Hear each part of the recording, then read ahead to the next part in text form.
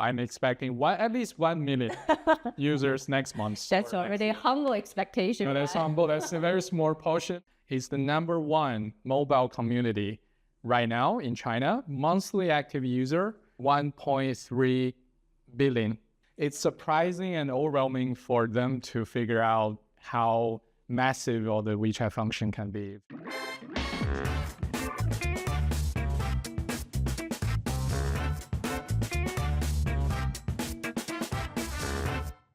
Do you want to see business growth in China? Here are the latest marketing trends from the front line of China's vibrant market. I'm Rixin Jiang, brought to you from Wechat Agency, your go-to experts in China digital marketing landscape.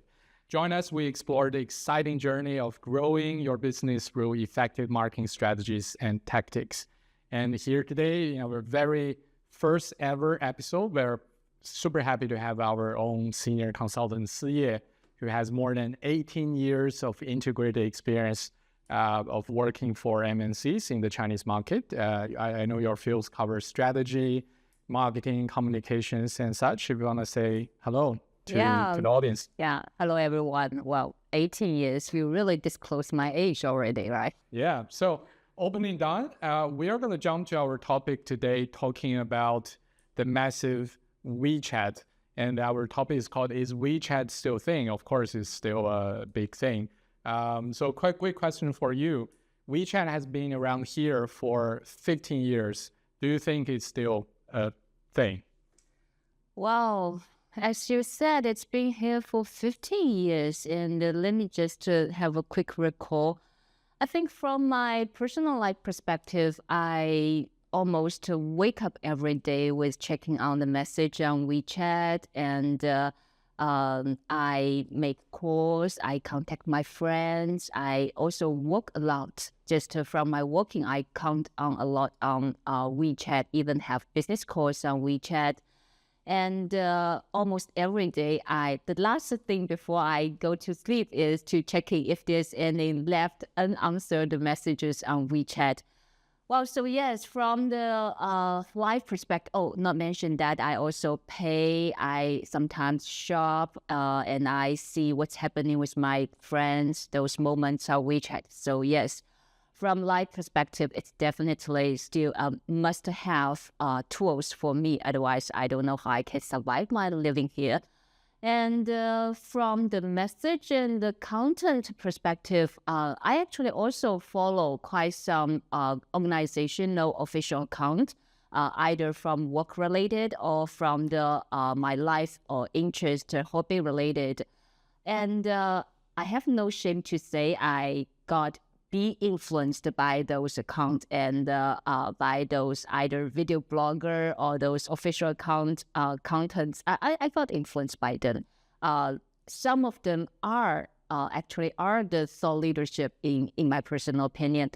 So yes, in that perspective, I should say WeChat is a thing, either from the personal life or from those organizational official account. They still play a good role in my life. You know what? China recently opened up this visa-free for many foreign tourists who come to China, and they have to try Alipay or WeChat Pay. It's surprising and overwhelming for them to figure out how massive all the WeChat function can be. If you think about not just the thing you mentioned, like chatting or messaging or sometimes sharing files or looking at corporate news, but thinking about gaming, banking, some people are even dating over there. And right now within the app of the mini program, which we're going to cover, a lot of people are actually manage a lot of features, even including some really complicated games that you can play within WeChat. You don't need to jump to another app. So that is really the all-in-one app I always share with non-Chinese users. Basically, you can do everything here. But I want to throw back to what we just mentioned, that you have 18 years of experience working for foreign brands in China, but WeChat is only 14 years old. I actually started from 2011. So when you first worked for these foreign brands in China, before WeChat existed, how do you guys manage corporate communications, let's say marketing and public brand presence? That is true, I think. Well, that's like the ancient times back to 2007. That is my first time start my career in multinational companies as the professional for communications and marketing. I think website for the external communication, the online thing is website is still the most popular things. So Baidu was already there. Baidu is already here. Yeah. Baidu is older than you think. And if we want to publish some official news, we use news agency. Like PR agency is pretty popular that days, and we have press release. And if we wanted to have some more intensive editorial post like we did today, we'll pitch media. Yeah, to invite media to have some interview, or we will have some feature editorial to be posted on the cooperated media. Sometimes I think for some companies we will also have the customer magazine, the printed magazine. People still love. And you post them to people's address? Or? Yeah. We email them, or we just send to sell. Well, distribute them to their contact. How, following up with that, how about the expos and fairs? Let's say you meet random people and someone's interested in the product. That's even Asian way that we usually will have a list of paper on the desk, and anyone who are interested, we will just have them register their personal info on this paper, and going back, and we'll just import them in the Excel sheet. I see. Yeah. Yes. Cool. But today we're talking about more 2024 WeChat marketing. And look at today, there are even like agencies and service providers like us who are living on this whole WeChat ecosystem. And more of today's content will talk about how WeChat can be utilized for corporate marketing, corporate communications. And not just only for the organic content posting on the official account. Many companies are also trying, for example, performance advertising.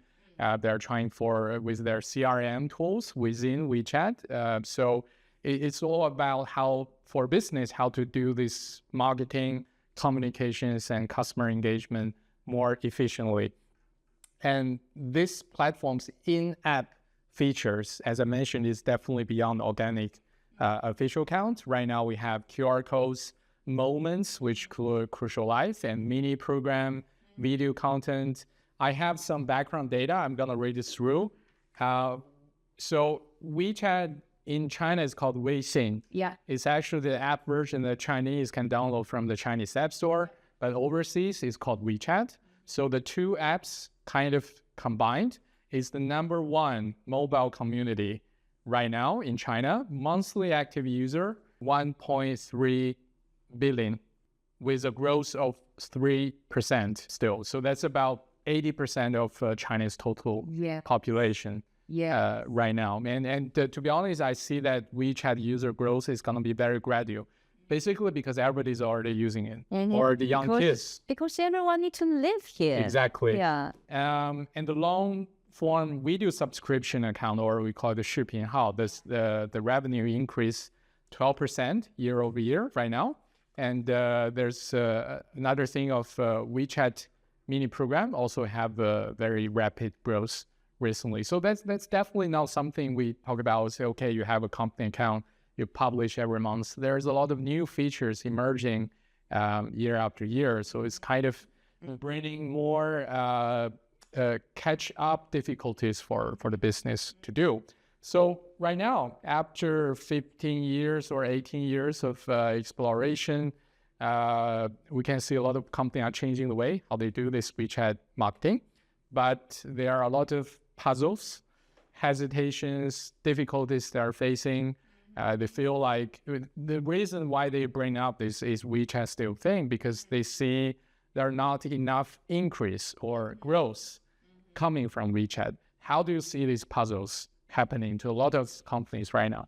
Yeah, just as you mentioned, in the past 15 years, WeChat is becoming more and more popular, not in perspective of the personal life, but also in the business world. And as you see, everything when it's getting popular, the competition also get more and more fierce. So like 15 years ago, some company established a official account, and while people will have some even more effect of this official account, you have a lot of dynamic graphics, infographics on that. Those quality content will be very attractive. But right now, just almost every business entity would like to establish, start an official account when they have the business. And as the audience, the limited audience, we are sometimes overwhelmed by those WeChat official account messages, and we will be very picky. Yeah, and whenever the things makes me uncomfortable, I'd like to just cancel the subscription. So yes, I think as a marketer, I have a lot of community with other marketers. I think this puzzle, as you mentioned, or we will say frustration, occurs almost to every marketer, is that we spend quite good effort trying to creating some good content. Not only the those post content, could be we well design a mini program, some interactive just campaigns on WeChat, but the followers is so low, the attention is so small, and the readership is so humble, which just makes the marketers feel that, is our effort really valuable, meaningful? And this is just the readership. Not mention the readership is still very far away from the sales leads, qualified sales leads, or even deals. That's still far away from them. So if the pool, the basic pool, the readership is so low, then how shall I evaluate my effort on the WeChat is still really contributing to the growth of the business? That's the big question. So that's the frustration and puzzles occurs to many of the marketers. I think especially for the B2B marketers, because for the B2B business, the target audience of the WeChat is so specific, and they usually are very just away from the mass audience attention. Yeah, they just hitting some niche segment. And so the readership is even lower. The followers number is even humble. So for the B2B marketers, they will just the frustration will hitting more to them. I will say that. So yes, I got those questions from many of the companies I worked with. I served. I think when I was thrown with those questions at first time, just when we first meet, I usually will try to reframe the question. Yeah, because usually how you frame your question, how you ask your question, well defines how you explore the solution. Yeah, if you ask the wrong question, definitely you will go for the wrong solutions. So how do you redefine the question now? Well, I think instead of thinking that how should I increase the followers or increase the readership, I would prefer to see how you would like to position WeChat among your whole digital or social channels portfolio, so that you can make best use of WeChat.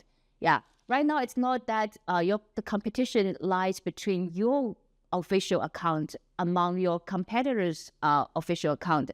The competition is also among WeChat and other many social communities. So actually, every different social channels, they have their own feature, advantages, and their special purpose. And then how do you see WeChat? What is the unique advantage of WeChat, and how you position that in your whole social portfolio, and how you can make best of that. Yeah, if you use it in a wrong way, of course, it won't be satisfying. Yeah, I see this as a two-level thing, because if a client asks me how I can increase followers and engagement and readership, I think the first level thinking is that, what can I do to help you increase more? If you have 10, I'm trying to get you to 12. Well, that's something I'm echoing the needs. But at the same time, I think it's more in-depth positioning thing. Do you see WeChat as something that you should set the KPI and the metrics of evaluation very specifically on this year over year growth on followers and readers? But how do you support on those traffic gaining? And do you really should expect such a big thing? It's something about the so-called expectation management. Yeah. I have some clients that they are from, let's say, outside of China. They have two kind of expectation that I need to manage. One thing is that WeChat official account for companies is the same as LinkedIn company accounts or Twitter or Facebook company accounts. And it should increase the followers and readership at the same kind of pace as how they succeed in the West. The second expectation is that you mentioned to me WeChat has 1.3 billion monthly active users.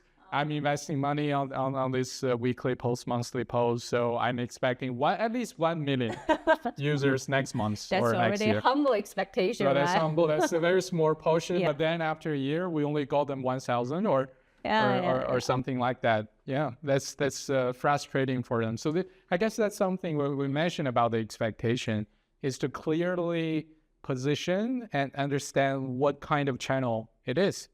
Yeah, that's actually very interesting and honest observation. Let me just go back to the word I just said, that how you position WeChat in the whole social media portfolio. Trying to imagine WeChat, are you imagine it like a stage show and you trying to make a lot of effort and preparing some great show, and suddenly you get on the stage and show yourself and you want a big crowd coming to your stage and cheer for you. And if there's no big crowd, the crowd maybe refers to the followers, and maybe they don't cheer for you. The cheers maybe refers to the readerships. Then you feel that, wow, I am just disqualified. The content is disqualified. I'm such a failure. And if you are thinking like this, thinking WeChat is some stage show, and then probably you will get disappointed. In contrast, what is WeChat? For WeChat, it's something like newsletter. You still need some other triggers to get your subscribers, get your followers to know you. For the followers who are on your WeChat is someone who already know you. They might be your customer already or not yet, but they at least have some interest in you, especially for those niche topic WeChat. If someone is not interested in this topic, they will certainly passing by, not pay even attention to you. So that's good thing and bad thing. Bad thing is that you probably won't have a fancy big number of followers base, but the good thing is that your topic help you to screening your audience. Just only the very matched audience will come visit and subscribe, follow your account, and the non-relevant just screened by your topic automatically. So WeChat is not some tools will help you to establish your fame and awareness quickly. It's not like broadcasting and just to give your voice everywhere.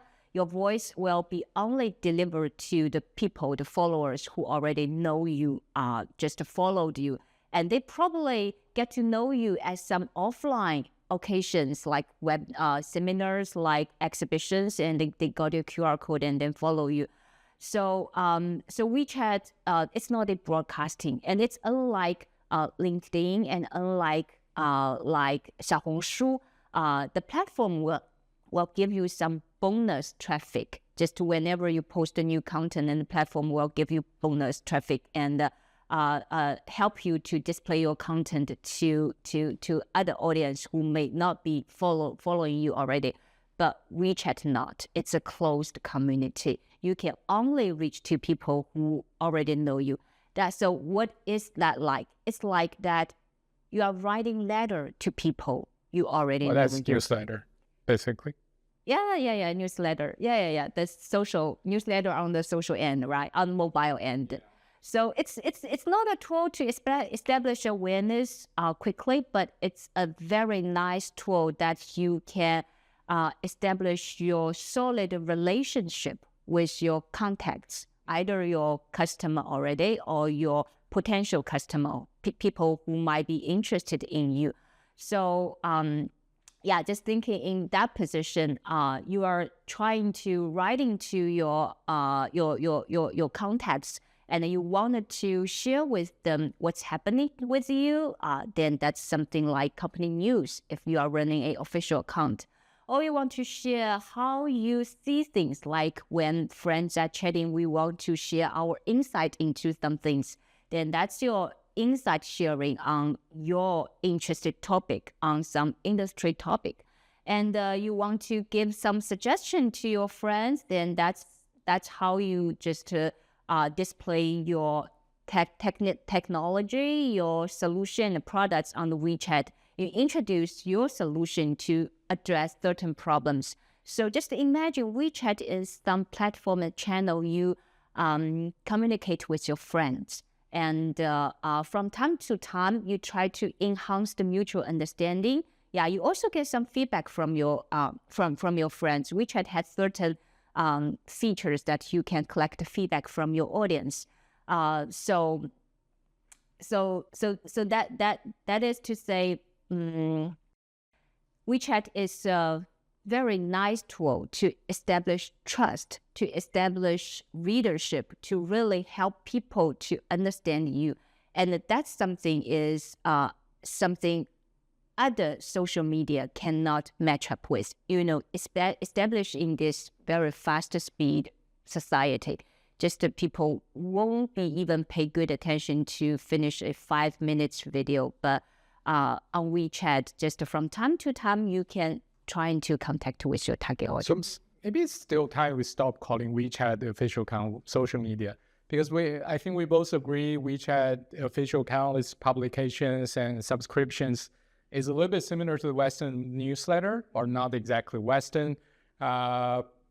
People don't see newsletter as social media in the headquarters in the West, right?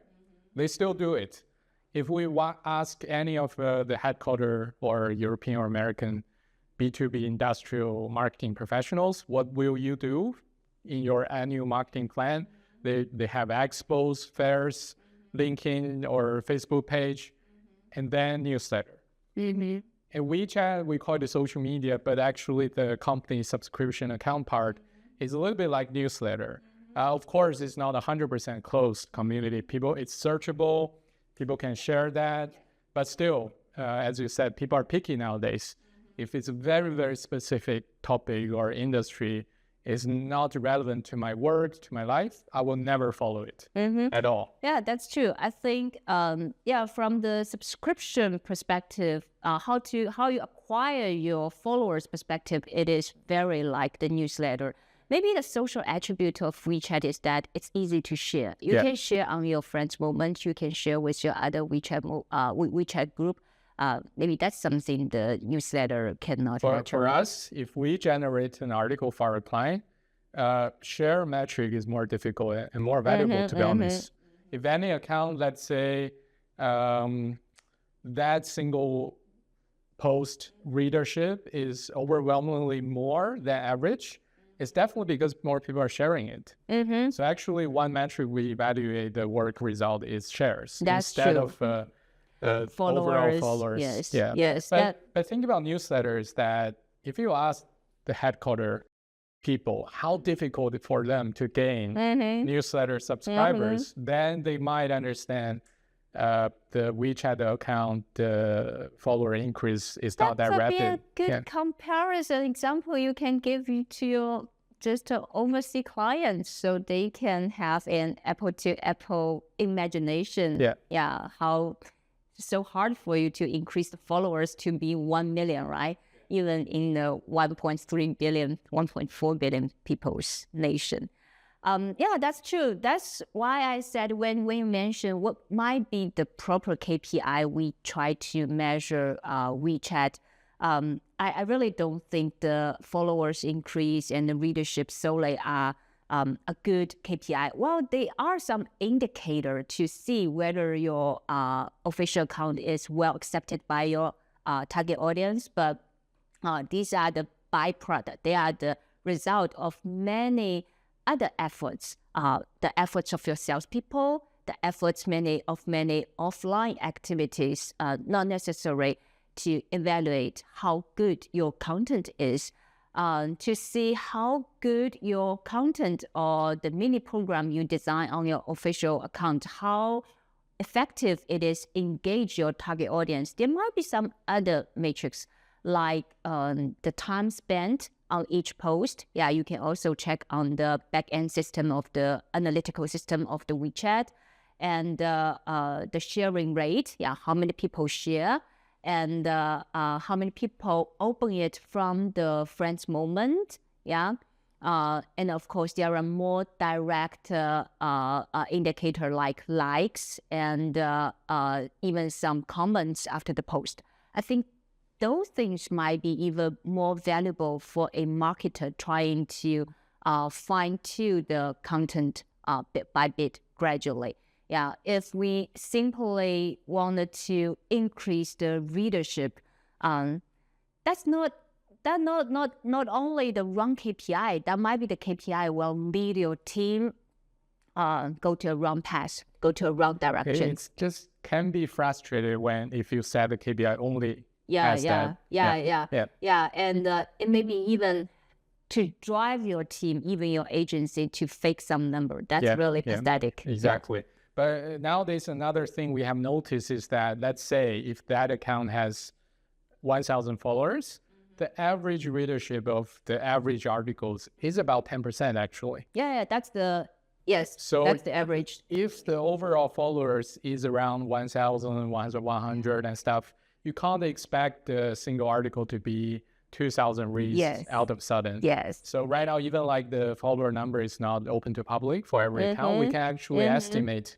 how many followers that account has. Yes. But at the same time, I want to go back to the target audience thing, is that why people should not be so stubborn on sticking to the follower increase. Let's say if I'm a shipbuilding machinery kind of company and I want to sell my products to the shipyards in China, my target audience in this whole nation might be within 2,000 people. Because I'm not talking about the shipyard workers, I'm talking about the decision makers who will purchase my products. Then my whole goal should be reaching that 2,000 max. I don't need 1 million people overnight. And maybe I have 500 right now, and they must be very loyal brand or product, the people who are really interested. I should just really work hard to maintain that 500 people to keep trusting me, because I don't need 1 million and 1 billion people, right? That's true, yeah. So your efforts should spend on how to engage those 500 followers, make them trust you, be loyal on you, even be the brand ambassador of you, instead of trying to change those people who are irrelevant to be your followers. That's just a nonsense work, the waste of their job. Yeah. So we come to the very last part in talking about how to gain success on WeChat, because we mentioned it is still a must-do homework for all businesses, no matter domestic or foreign brands in China. You still have to kind of put investments onto this. What suggestions we can give to people on keep thriving on this channel? Yeah, I think before I address the question about the suggestions, I want to go back to say one more point about why it is a must-have social activities you should have in China if you want to establish the business. In addition to what we've said, it's a great tool to connect with your contacts, to establish trust and relationships.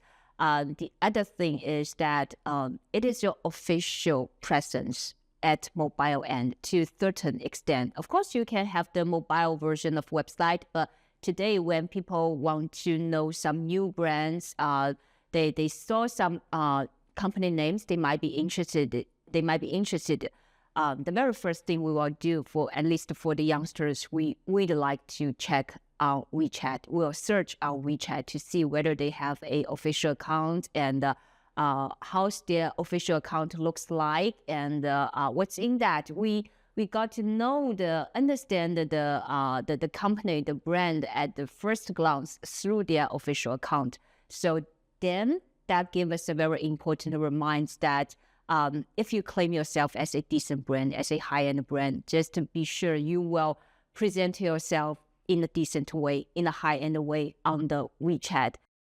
I think that's a balance to find, like, even for B2B industrial companies, the content should be also high quality. It should be visualized in the way that with the brand guidelines. But at the same time, there are specific content strategy we should stick to. For example, a lot of these foreign B2B industrial companies or foreign brands, when they come to China, one part of the content is from the headquarters. The headquarters have some well-written English or original language topics about corporate values, sustainability, about company history and personnel news. But sometimes a very single sales event locally in China, that event recap is more popular than any other post. So these like local stories, local employees and people story are more popular than the headquarter ones. So these are all the things, as part of the content strategy, because asking one of the local salespeople to write something might be cheaper than asking headquarter people to write something, right? Yes, that's a balance. I think just like you want to have your friends to know you, the things from the headquarter maybe present your value proposition, present some advanced technology, and the local activities presents your daily update. Yeah, people like the things happening on the field. That's very common in the human nature. Yeah, so that is one thing. Just don't spend those nonsense effort to create fancy things which is not necessarily suitable for you. Yeah, you just write something you are good at and use those topic and content to screening your target audience. That's one suggestion. And the second, I think the aggressiveness of your WeChat. The aggressiveness, I mean, maybe how heavy content loaded on your WeChat, either the post or on your mini website on WeChat or even the mini program. The aggressiveness of your WeChat should be matched up with your business scale in China. Yeah, if in China you already have a large customer database and your WeChat is very less frequently updated, then your brand will feel like lazy and distant. You don't want to communicate with your audience what's happening with you. So you need to raise up the frequency to a certain level to make your brand more active. But if you just start up your business in China, your audience is your contact base is still very limited. It's still very small. Some company wanted to make a lot of posts saying that how big thing I am doing in the industry, how big thing I'm planning in China, and just will give a lot of project references, which is actually not happening in China. And in such case, that will make your company, your brand feels like bragging, a little bit bluffing. So yeah, you are a small business right now in China, and you just have very limited contact base in China. Then it's very fair just you have like monthly update, very low frequency update, but every update post you make it carefully, make it seriously, to share your opinion, to present people who you are. People will feel the sincerity. Instead of just you post a lot of random project references from just other markets in the world, and people will feel like this brand is a little bit bluffing. Yeah. Yeah, nice, but less nice frequent. But less, yes. Yeah. It's like if a brand having the budget and resources of posting 4 months, it might be a smart move that you allocate the budget to make one nice but concrete I would say post so. per month? Because making a post is not easy thing you do it within half an hour. I have another idea in mind is the off WeChat efforts and traffic, because as we mentioned about fairs and expos, or salespeople might have some offline occasions where they can have contacts. Now this is all about digital, about WeChat. There's no print brochures or business cards, not that many. So right now it's all about scan my QR code, stuff like that. And so one thing is that how WeChat can support those offline occasions. The second thing is that if WeChat itself is not growing followers automatically, how these off WeChat occasions and scenarios can contribute to the WeChat follower increase. It's a mutual direction thing. And that is something I would suggest people to actually consider it as a part of their marketing strategy, and don't isolate WeChat as WeChat, but thinking about that is a part of the expo event participation journey, part of the salespeople's work process. So things might be easier in that way. So just to quickly wrap up what we mentioned today, I think WeChat is still a big thing. You agree with that? We have agreed from the very beginning. It is still a big thing, but it's more about, one thing is more about at this very moment, how do you see it, position it, and then use the correct, not just correct, but smart metrics to evaluate success. But at the same time, WeChat itself is fast developing. We quickly mentioned about QR code system. We mentioned about video account, mini program. There are also advertising features, in-app CRM possibility. For example, the video account, it's called channel on WeChat. The video account channel, the average time users spend on the video accounts is now over doubles of the personal timeline moments now. So people are actually watching a lot of videos as how they spend on Chinese TikTok and such. So it's also a challenge or some new topic for all the marketers in China, that it's not just you publish an article. There are also other features you can integrate into one. But definitely this is something people need to spend time and keep working on it, right? Anything else you want to add up to wrap up this WeChat topic? Well, yeah, maybe in a very short conclusion, that first, try not to be kidnapped by the followers increase and the readership, those two stupid KPIs. Just you free yourself from that, you will see a lot of more things you can do to play with WeChat to engage your target audience. Just to position this channel properly. And secondly, just to really remind yourself just to stay nice on WeChat. That's more important than any content post, any messages, any just wording on the WeChat. Just stay nice. Present yourself as look like a decent brand on the WeChat. Just if you are not ready to invest enough effort to make it nice, I would even suggest that you can take step behind. Don't not necessarily need to open the account. To be lousy on WeChat is a disaster thing. So just to stay nice is also very important. And then, well, just use it as a very powerful tool, trying to establish trust base with your contacts. Yeah, don't always care for the people who don't care for you, just to care for the people who already follows you, cares for you. Yeah, nice conclusion. I'm sure in future episodes, if we're going to have more, we're going to mention WeChat more than once. This is something we'll always include, and we'll always either use a benchmark or it's part of the other marketing process as very important thing. Yeah. All right, guys, this is for today. Thank you for listening, and please subscribe our channels and stay tuned. Thank you. Thank you. See you next time.